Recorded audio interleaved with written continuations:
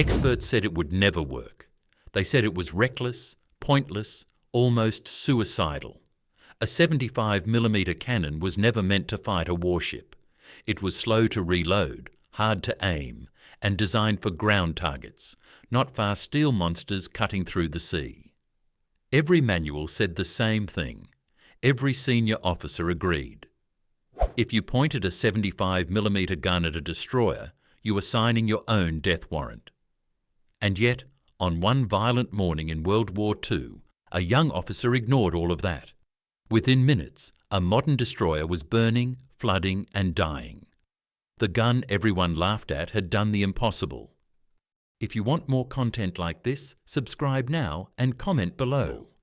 The story begins long before the shot was fired. It starts with frustration, desperation, and a war that was moving faster than doctrine could keep up with. By 1942, the oceans of the Pacific were turning into graveyards. The ships were being sunk faster than they could be built. Air power was changing naval warfare, but not every fight happened at altitude. Sometimes the enemy came in low, fast and close. And when that happened, there was often nothing ready to stop them. In early 1943, the Allies were still clawing their way back after the disasters of the previous year. Guadalcanal had been secured, but the surrounding waters were still deadly. Japanese destroyers ran night missions almost every week. They were fast, well-handled, and deadly accurate. These missions became known as the Tokyo Express. The destroyers would race down the slot at night, unload troops or supplies, and disappear before dawn. Allied aircraft struggled to catch them.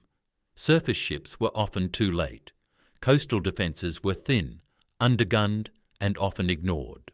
On paper, the coastal artillery units were meant to fight landing craft, not destroyers. Their guns were usually old, their crews undertrained, and their equipment outdated.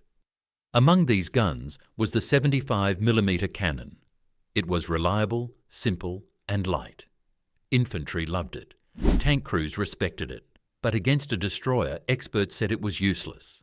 A destroyer had armour, speed, and naval guns that could wipe out a coastal battery in seconds. The idea of standing your ground with a 75mm gun was considered madness. The officer at the centre of this story knew all of that.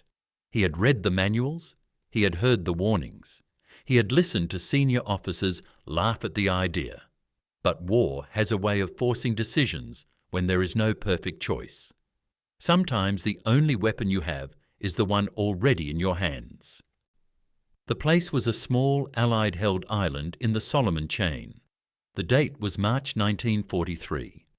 The weather was heavy and hot, with low clouds hanging over the water. Visibility was poor, but the sea was calm. Intelligence reports had warned of increased Japanese naval activity. A destroyer group had been spotted moving south the previous night. Everyone expected trouble before sunrise. The coastal battery was positioned near a narrow stretch of water, a natural choke point used by ships trying to slip through undetected. The battery commander was a junior officer, recently promoted, with combat experience but little prestige.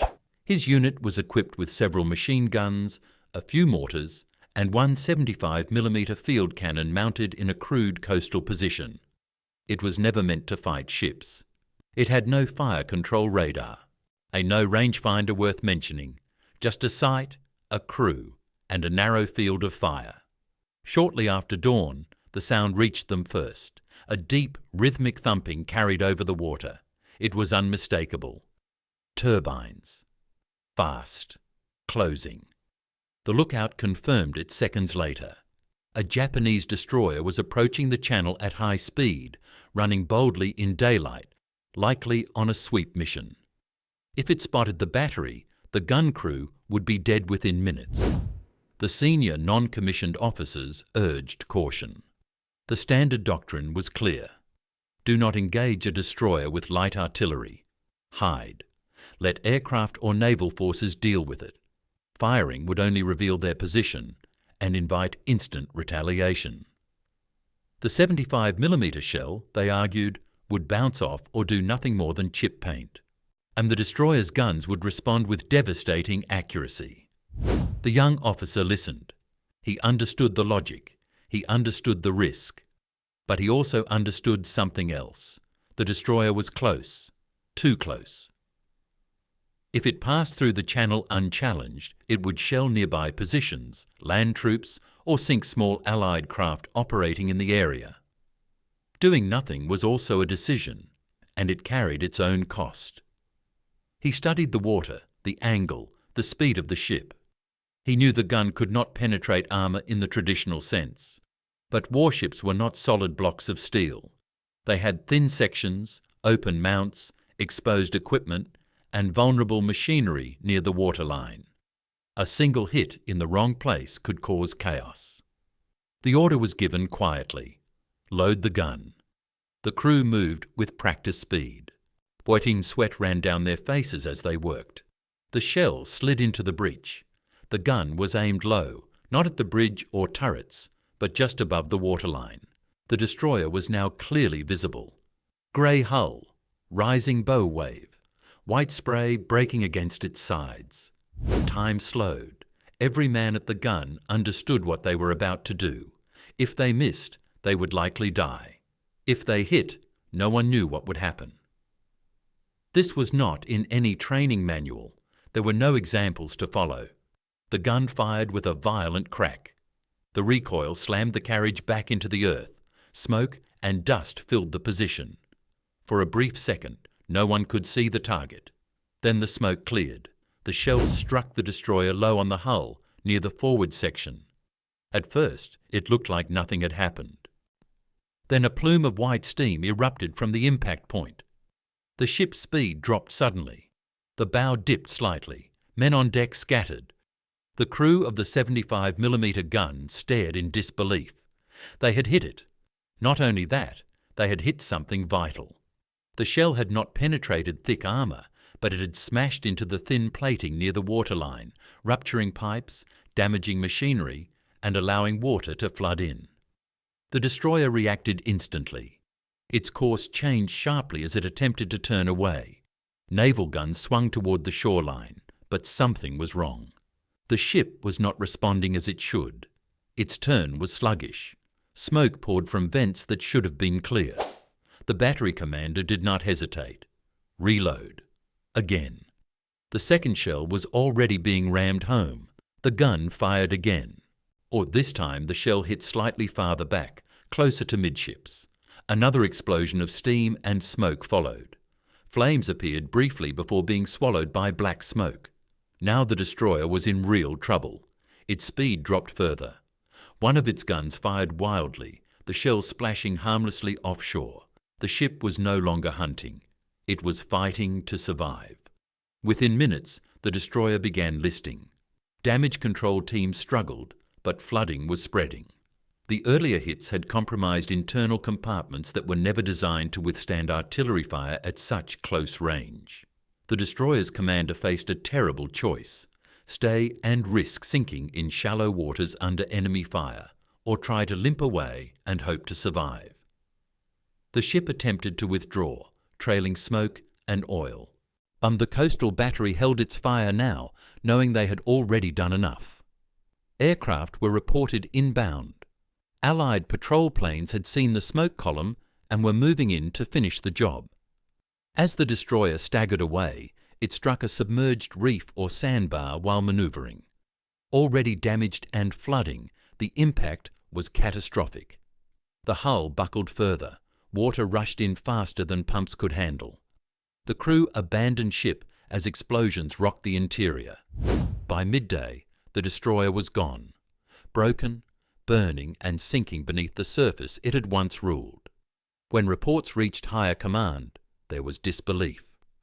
Intelligence officers questioned the details. Naval staff demanded clarification.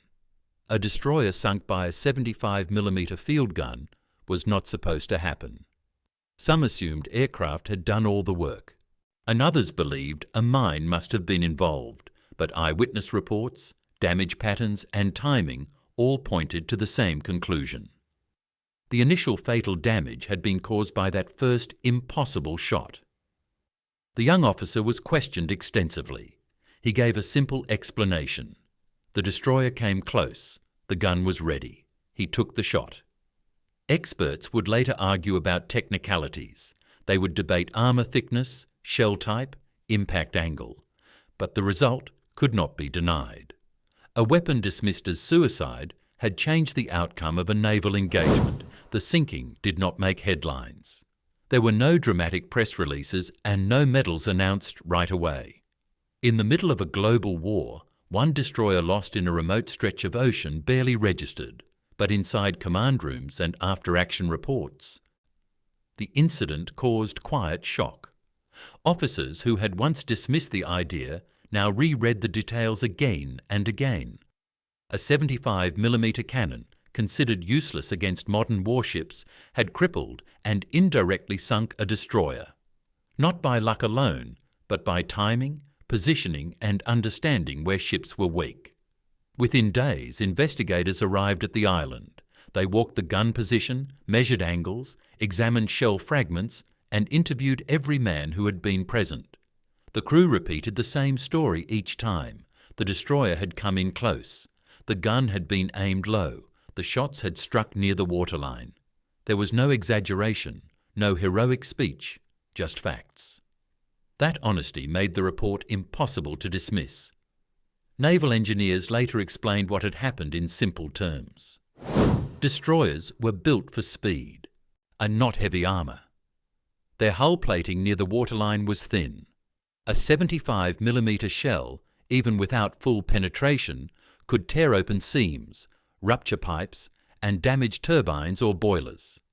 Steam lines ran close to the hull. A hit there could blind the crew, cut power, and slow the ship instantly. Once speed was lost, a destroyer became vulnerable to everything around it. The young officer's decision now looked less like madness and more like sharp judgment under pressure. He had not tried to outgun the destroyer. He had aimed to cripple it. He understood that stopping a ship could be more deadly than sinking it outright. In shallow or restricted waters, damage alone could doom even the fastest vessel. Word spread quietly through Allied coastal units. It was never framed as "go hunt destroyers with field guns." Instead, it became a lesson in opportunity.